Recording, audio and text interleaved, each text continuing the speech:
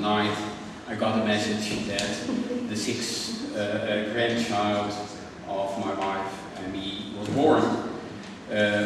So I know what I'm doing here, working on his future. Yeah.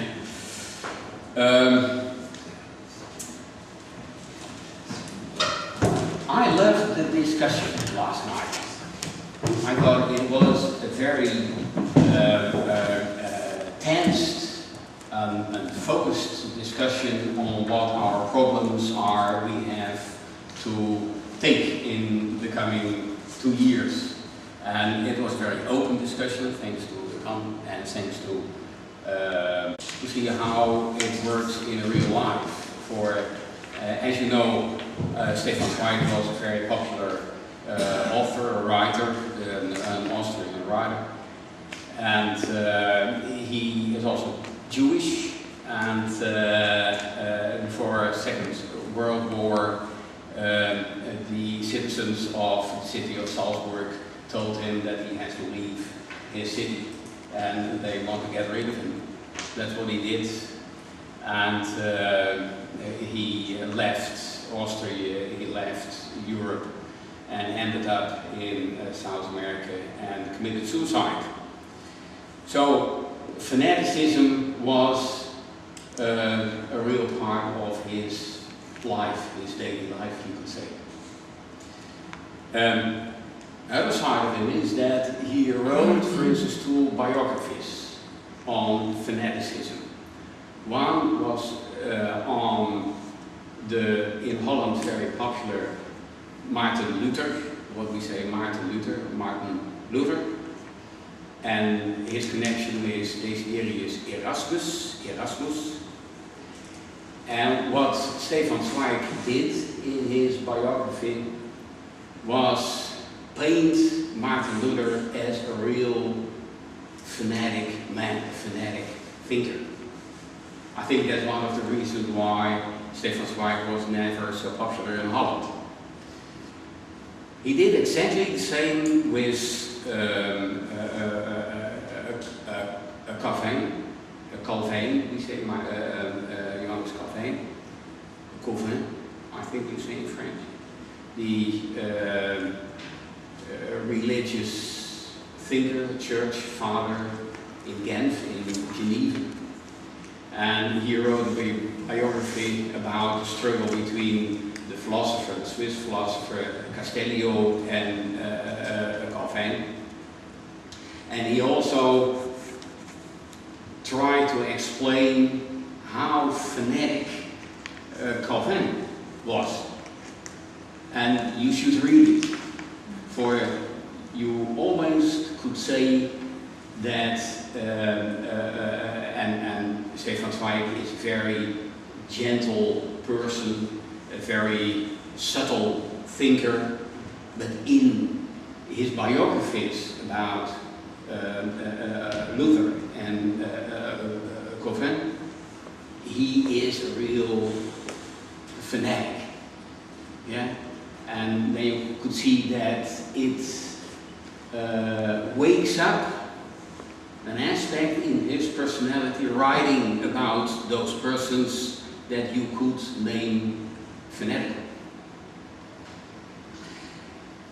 Let me stop about Stefan Zweig, for that's not the subject of this meeting. But I like this morning he woke up to buy his breakfast. He went out and he met people walking or running in the streets. And he was made part of that crowd. He didn't know why they were running, but he was, incidentally you could say, part of that mass, that group. And he woke up at the end of the afternoon, not really woke up, but he was in his full consciousness again at the end of the afternoon, when that group, and he was part of that group, has set the town hall on fire, fought with the police, and the police shot 10 of them. And then he woke up and realized what he'd done, that he was part of a fanatical crowd there. And at that moment, when I read it, I realized that I could have been, in that respect, alias Canetti. I realized when I had been in his place, then I also would have been part of that crowd. And then fanaticism comes very close to your heart.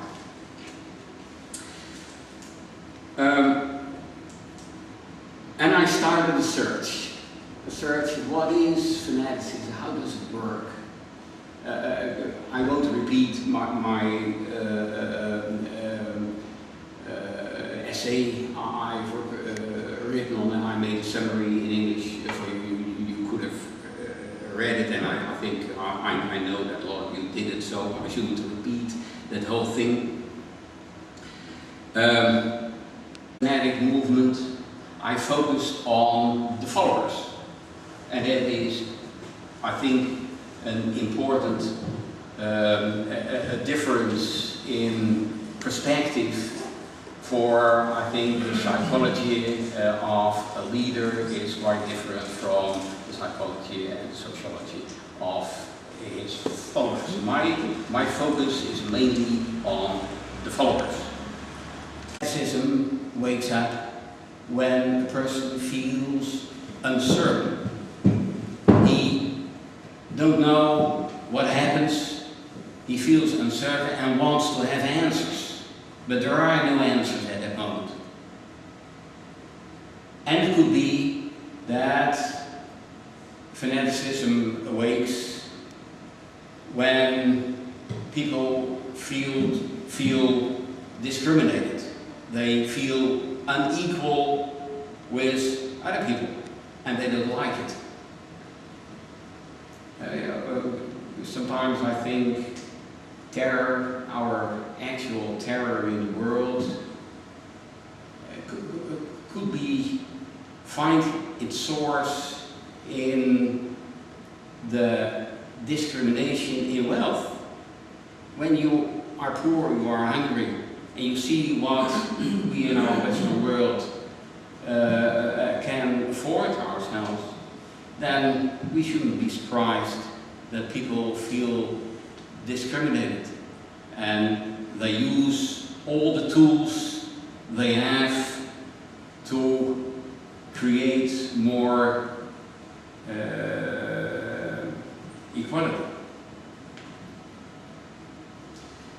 So those aspects, and maybe more, are not the normal psychological or sociological aspects. I think I'm talking about deeply emotional aspects. Psychologists sometimes name it the dogs barking in the basement.